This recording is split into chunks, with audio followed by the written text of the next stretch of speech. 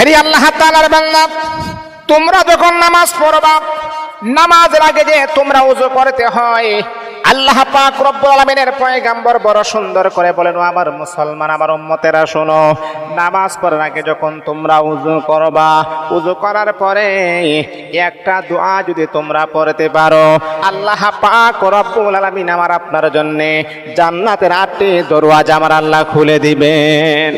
ও আল্লাহ তাআলার বান্দা শুনেন, এই দোয়াটা পড়তে আপনার 1 মিনিট সময় ব্যয় হবে না।